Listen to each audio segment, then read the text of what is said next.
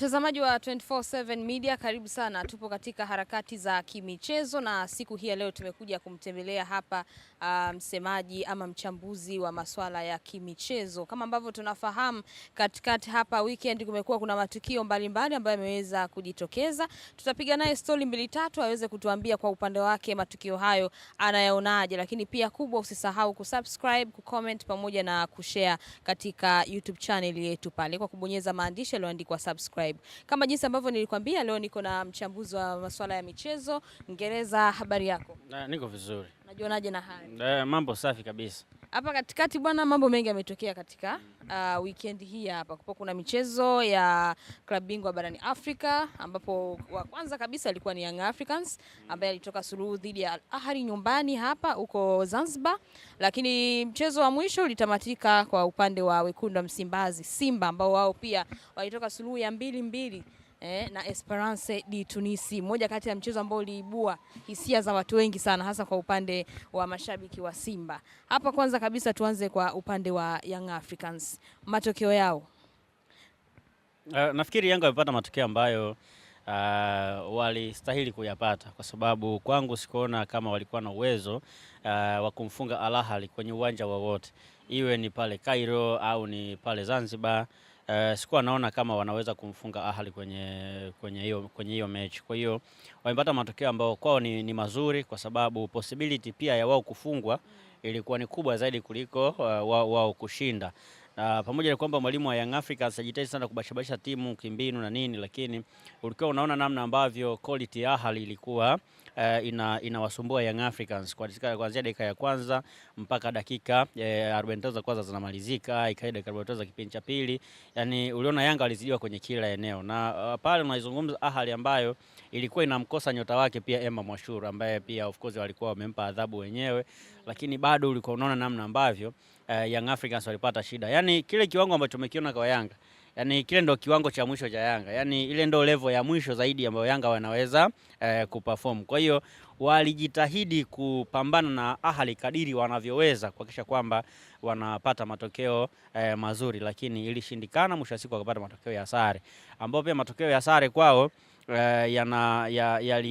yaliweka kwenye sehemu nzuri, pamoja na kwamba bado hawana nafasi kubwa ya kufuzu, lakini yaliwaweka kwenye sehemu nzuri kwenye records, lakini pia aliweka kwenye sehemu nzuri kwamba bado matumaini ya kufuzu bado yapo, kwa sababu walifanikiwa kufikisha alama 5. Kwa hiyo kwao kidogo iliweka kwenye sehemu nzuri, ingawa bado nafasi ya kufuzu ni ngumu zaidi. Kwa hiyo ni mechi ambayo ilikuwa bora sana kutazama, ni mechi ambayo tuliiona Young Africans namna ambavyo ilipambana kuhakikisha kwamba inapata alama moja mbele ya Young Africans. Sawa, Young Africans anakwenda kucheza na AS FAR Rabat ambaye naye pia ana alama 5, Yanga naye pia ana alama 5. Wote hawa wanawania kufika hatua ya robo finali. Mpinzani AS FAR Rabat, tunamuonaje? Yanga ana uwezo wa kupapatuana naye akaweza kupata alama 3 pale? Kupata alama 3 mbele ya FAR Rabat ni ngumu.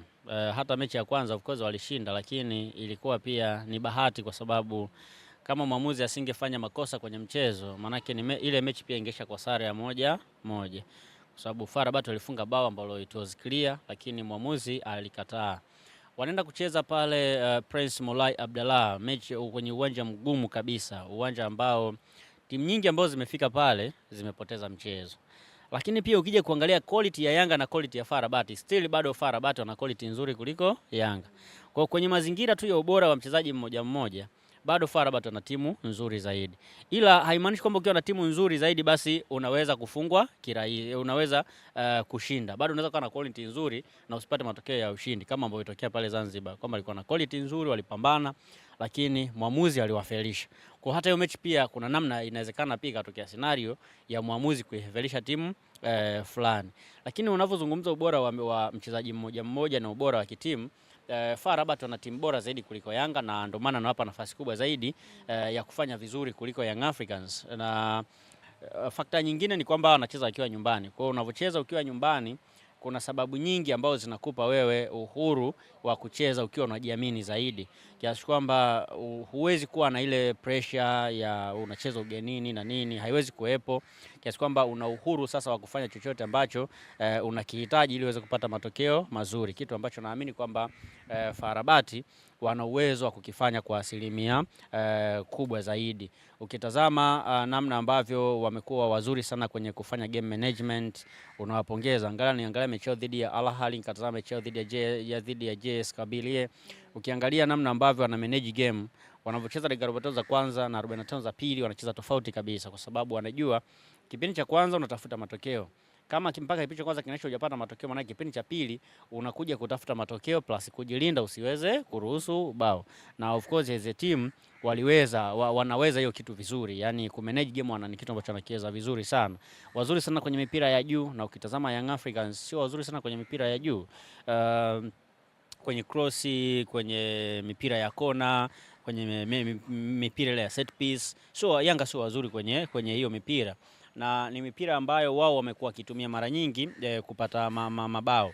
Ambao hata ukiangalia hata kwenye mechi iliyopita pia dhidi ya Ahly, angalia mipira mingi ya juu Ahly ndio walishinda kuliko Young Africans. Kwa hiyo pia inaweza kutokea pia hata kwenye mchezo dhidi ya FAR Rabat, kwa sababu tayari wanajua ile ndio weakness kubwa ya Young Africans.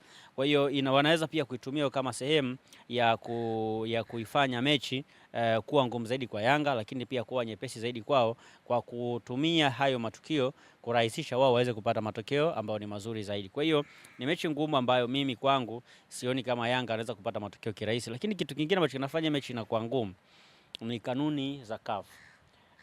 Kidogo kanuni za CAF ziko complicated kidogo kwenye hizi mechi za kimataifa. Yaani unaona hii mechi ni mechi ambayo FAR Rabat tayari na Yanga wote wana alama ngapi? Wana alama 5.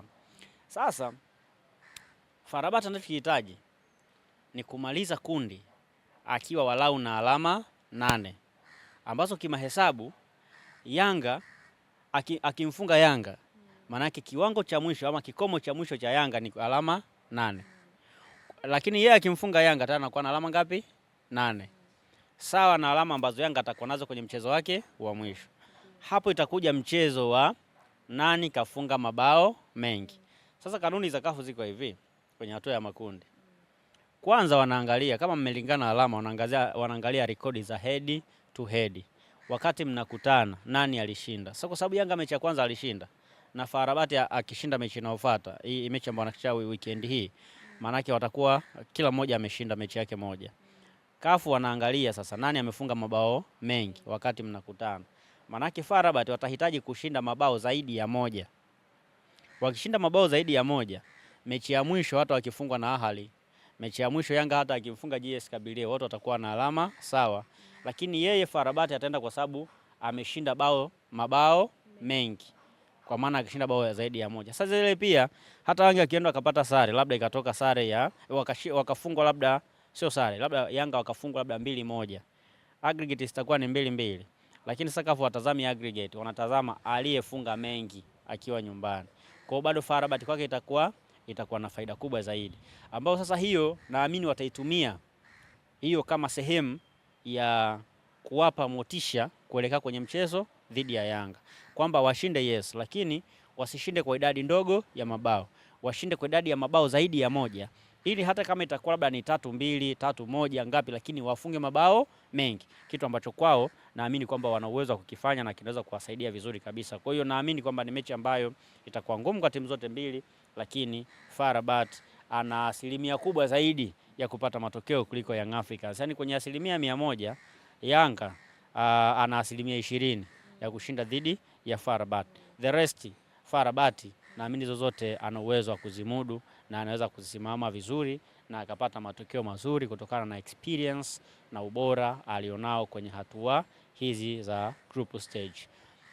Kwa kusema hivyo unamaanisha kwamba msimu huu hakuna ambaye ataenda robo finali, si Simba si Yanga? Yaani tuseme tu ukweli, yaani tuache kujipamba pamba.